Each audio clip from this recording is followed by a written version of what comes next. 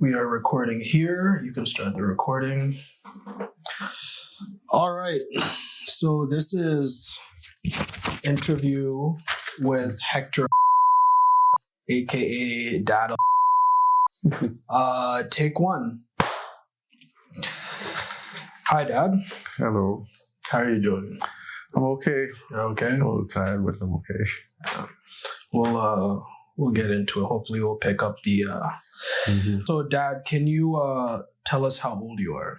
I'm 66. 66. Okay, and your marital status? Married. You're married for how long? Almost 33 years. 33 years. Wow. And how many kids do you have? I have two sons. Two sons. Yes, Stefan, Right. which is you, and Torrance. And how old are your kids? 30, of course, you're 30, and Torrance is 27. Okay. And you're retired. I'm right? retired, yeah. And what was your job before you retired? I retired from the Bank of Canada. Mhm. I was there from 1984, moved from Winnipeg, and I retired. What year was it? I think it's 2021. 2021. Yeah, but Okay. I was an analyst at the Bank of Canada. Okay. Yeah. I want to ask you about your kids. Oh, okay. Tell me a little bit about your kids. So Stefan, our firstborn, was born in Winnipeg. He's now 30. He was almost 3 weeks late. And I remember his mom, we said that the doctor said, could wait another week. And she said, no, we're going to the hospital. And then we went there, and the birth had to happen quickly because he had, he was in some kind of danger, so they took you out very quickly. And so you came out, and big baby. And so growing up, you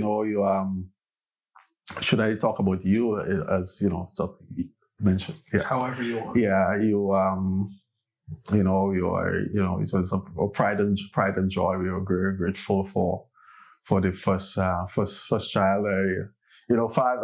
Fathering and parenting was a little bit, of course, they say that children don't come with a manual. And I remember, you had the first hiccups that you had. I wanted to take you to the emergency because I wasn't too sure what was going on. Yeah. So growing up, in Winnipeg, you had a lot of family around, and it was good for us. I think you started we traveled to a couple places. You had a way of bringing up your food kind of thing often, but then things changed when we were traveling. We moved from Winnipeg to Ottawa, and driving back to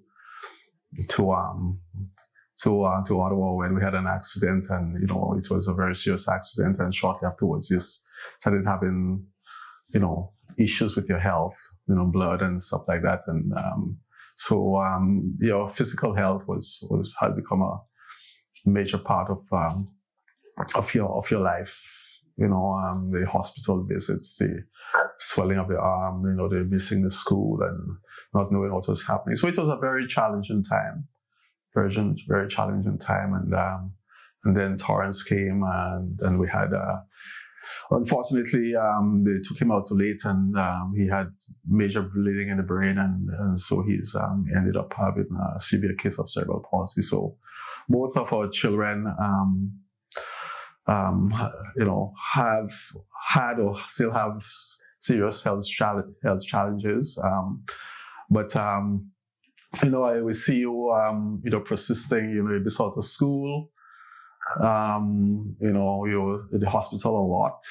I remember staying in the hospital and just taking a shower there, and sleeping there, and then going straight to work and going back. And it was just it was very, very difficult. And the various procedures and the operations and everything else, and so it was challenging for us. And I'm not really sure. We're still try to figure out how you as a child dealt with all of those serious issues. Montreal, the hospital visits in Montreal, the hospital visits in Toronto, and then having to miss school and then having to make up. But we are very proud of you that you persisted. And I believe that just the fact that you have been through so much, it caused you to appreciate certain things more than, it caused you too much, it caused you to mature. I believe that, there's this thing about resistance. Like if a kite wouldn't fly if there is no wind, and a sailboat would not sail if there is no wind against the sail. And so, those things tend to make us mature. Unfortunately, there's also pain that go along with that also. But we are proud to see how you have, grown up and mature, and you thank God that His hand is upon you, and He has a good plan for you, and you stay the course, and you're seeking God, and we're very proud of that. Yeah. And Torrance is there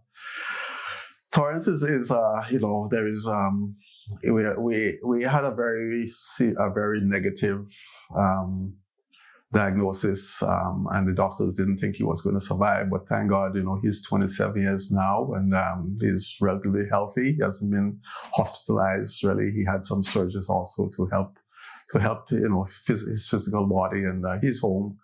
And it's challenging, but we thank God that he's funny. He makes you laugh a lot. And so we that has been a life, dealing with health issues, and as we get older, it becomes more challenging. But God has given us the grace to deal with them.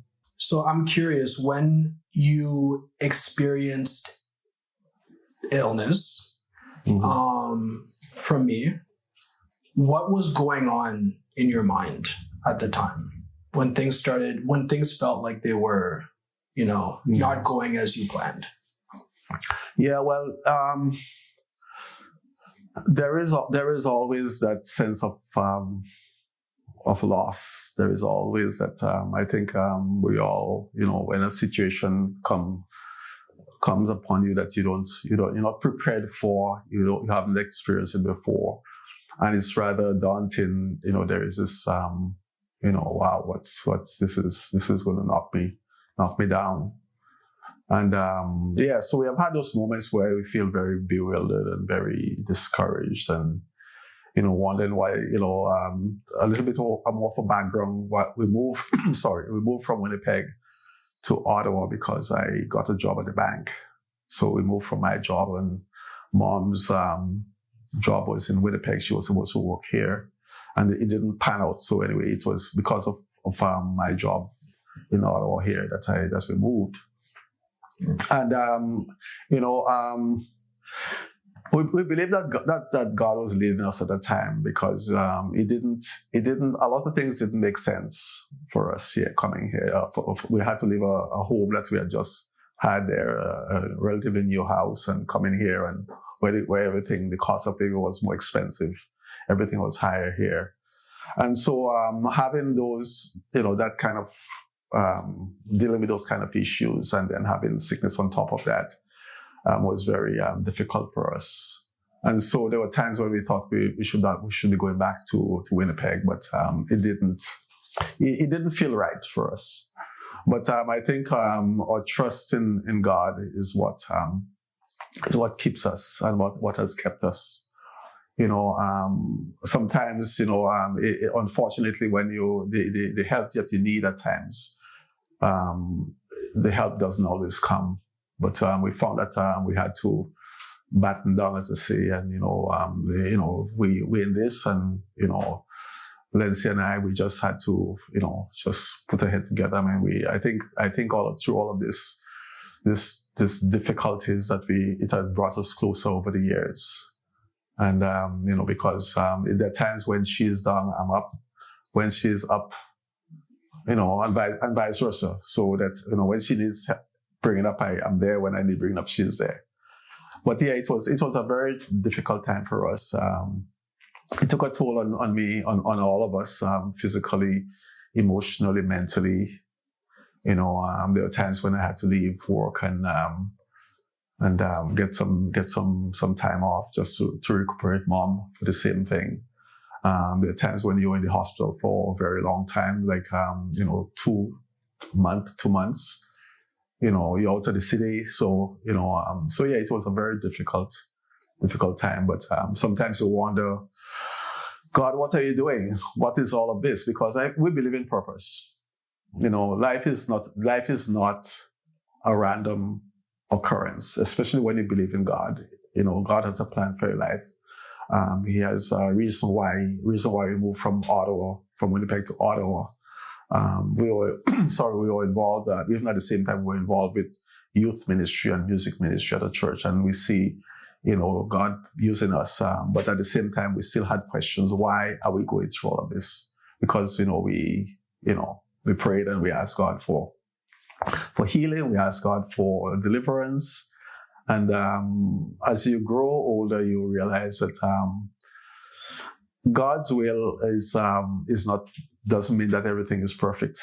But as time goes by, we are learning to trust God, and we've seen that He has brought us through a very difficult situation. Everything isn't perfect, but God is bringing us through, and we are confident in that possibility, in that hope. Yeah. It sounded like, okay, this threw a wrench in the plan. This is very challenging when our first son is not doing well and this accident happened and all this stuff, but we're trusting God for a plan. So when this incident happened at the hospital with your second son, mm-hmm. What was going through your mind at that point? What was happening there? That was very difficult, very, very difficult for us. I remember, when they told us, that, he had this bleeding, he didn't respond as a normal child would. There were days when, he was in intensive care and, he wasn't responding. And I remember, they after some days they said, okay, well, mom, come. He has a suck, like he's gonna eat. But then the doctor said, he wouldn't live. If he lives, and his lungs would fail, his heart would fail. You'd have to treat it with a G tube. So it was very, very difficult. And at that time, you say, God, what's going on? What's going on? I remember Lindsay's, your mom's maid of honor came from Vancouver. And in times like this, I think sometimes God gives you a boost. I remember, we were praying in presence of the nurses and the doctors, and they were concerned about a mental, state of mind because, I just give you this news and you're praying. So, but the times, we feel. We are people of emotion. We are people of, we have feelings, and the times when it feels very dark. Most people don't see the tears. They don't see the times when you feel that you can't make it. The very private moments where, people don't see that, where, all you could do is just, just go before God, or, lie on the floor and, just sob and, and just express your dismay. It's not. Some people might see it as a sign of weakness when a man, is showing emotion. But we see it all through the Bible when King David had various bad situations and said, Lord, are you going to let me sink? Are you going to let me drown? I'm here. Where are you? I'm searching for you. Even Job was saying that I'm searching for you. On the left, I can't find you. On the right, I can't find you. On the north, the south, I can't find you. Where are you? And that's okay, because God understands. But it gets very hard, and you realize how little control you have of a situation then, because what do you do?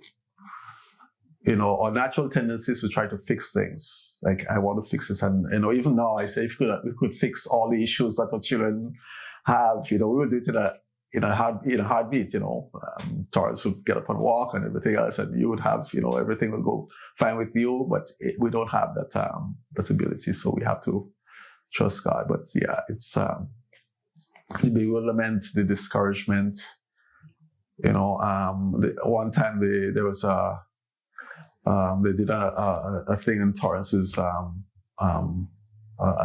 scan. And the doctor was showing us, and it said, and he was very brutal. Like, there was no compassion in what he was telling us. Like, I'm giving you this news, and this is what it's going to be, and it's dark and it's negative, but this is what you need to hear. And yeah, so all kinds of emotions, well up inside you, and you just, you look back and say, yes, God has brought us through. We're not where we want to be, but we not where we used to be. We see God is giving us little victories here and there. So that's really encouraging. What adjustments did you have to make during that time? Well, the major adjustment that I had to make was to quit my job. Basically, was to leave work, because you were going to school. Torrance was going to school. You had to put him on the bus. He had a special pickup. You had to get the bus. So it was, and then working, and at times it just didn't work. And at the time also, the extreme fatigue, extreme tiredness was just overwhelming. So I had to basically take a medical leave to take care of you and the needs of you and Torrance. Mom was working. She had to take some time off also. But my major adjustment was to basically go on a long-term medical leave. And so that's yeah, I just had to do that. And another thing that physically I realized that my doctor, therapist was saying that you have to care for yourself. That was one of the big things that we were neglecting. And so you had to try to eat properly, change your diet, try and do a little more, do whatever you can in your power to help in the situation, to cope with the situation. So yeah, so what I would say, the major thing was that I had to withdraw from the workforce, and then spend all the time doing basically full-time care at home. We're going to go back to what you spoke about with your father, mm-hmm. and seeing him working. So this is something that you saw, as you grew up. And based on circumstances, you had to take a step back from being in the workplace. You mentioned that this was a decision that was made for you. Yeah. How was it coming to that understanding that, this role that I saw growing up, I'm not going to be able to do the same thing? Well, I mean, the circumstances were, my dad, I had one of my brothers, he had Down syndrome, but he was compared to Torrance, he was much more functional. Like, he could walk. He was able to swim. He wasn't able to talk. As he played cricket. He would do things. He'll go to the stores. He did a lot. So that challenge, at that time, they didn't have any kind of therapy. They didn't have any kind of medical institution that would help him. And he would have done better. But he didn't do bad. And he lived to be 55. And I remember one of my cousins, who is a nurse, said that's remarkable in that day and age that he lived that long in that kind of condition.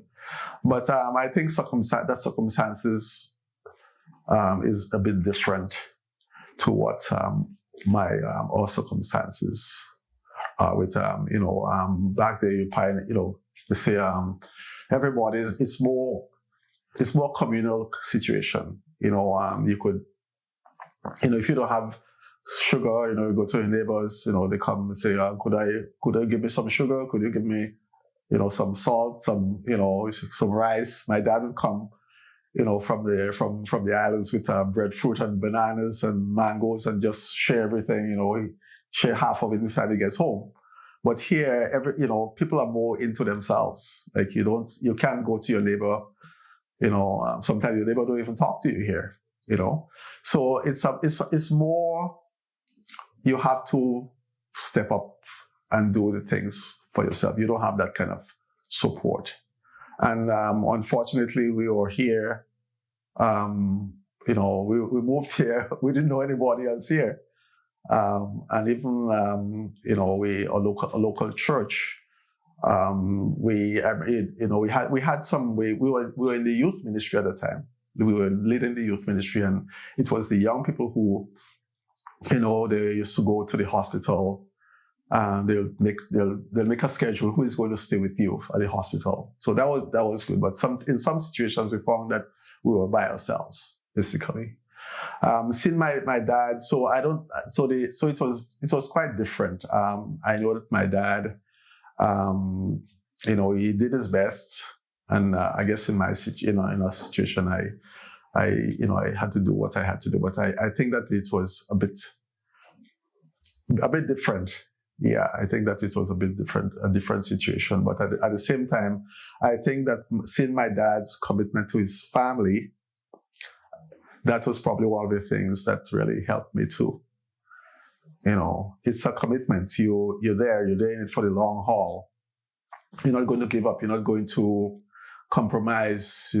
As someone said, you didn't ask for what you had to deal with as a child. Torrance didn't ask for what he had to deal with to the child. So as parents, we have to give you the best chance to survive. And with that kind of commitment, with that kind of conviction, I think that is what drives us drives me as a father. And I could say that I saw some of that in my dad because, he was, as I say, he was always there. He didn't bail. I mean, maybe he didn't have cause to bail as such, but he was there. And I believe that's an important trait, especially, you see now with a lot of families, the dad takes off and does his own thing, and a lot of single mothers are raising kids, and sometimes the dad is in the house, but he's not there. He's not doing what he's supposed to do as a father. So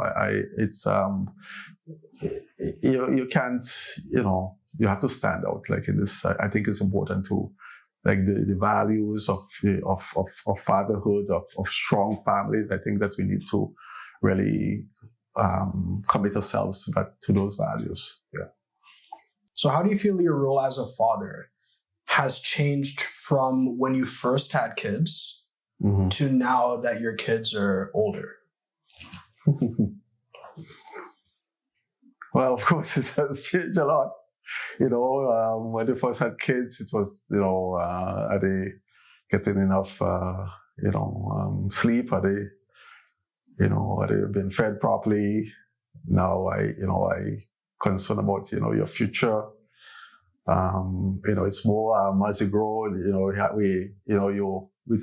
it changes. It definitely changes. For you, for example, like, you're an adult. So it's more like we're more in terms of communication, we talk about more personal things and more guidance. It's more encouragement, before, of course, you live on your own now. So, so it's changing. It has changed. And you see a progression from, your toddler, your child, your toddler, a teenager, your young adult, your adult. And so the role definitely changes. Of course, we have to let go the reins, and, you're not home anymore. So, it's nice to see you when you come over. But we realize that, but we still let to guide and to encourage and to, sometimes, once you have children, your children are always your children. and you're always a parent.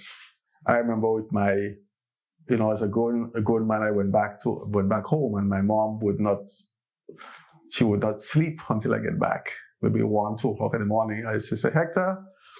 I say, yes, mommy. And then she's fast asleep. And I think it's the same thing. We're always caring for children, but the role changes from the hands-on, doing all the things, and to a more kind of guidance, encourager, Yeah, and sometimes we get it from you too, because as you grow older, you learn things, you probably identify more with the world and what's going on, and you could teach us things also. So there's a transfer of, a shift of roles. Yeah. For Torrance, it hasn't changed much because, he can't do much for himself, and it's always the physical care is still the predominant kind of role we play. Yeah. We're going to wrap up, and I want to ask you one last thing before we do that. Okay. Do you have any words of encouragement for parents that are dealing with kids that are sick? What would you tell them? Wow. Well, I mentioned before that the choice of what happens to you is not yours. We find ourselves in a situation, and as parents, I think that parents have a role to take care of the children. That's what we are called to do. So remember that they didn't ask for what for the situation they got themselves in. And so there has to be that realization. Some people get mad at the children and take it out on the children. It's not their fault, and there is the commitment. You have to be committed.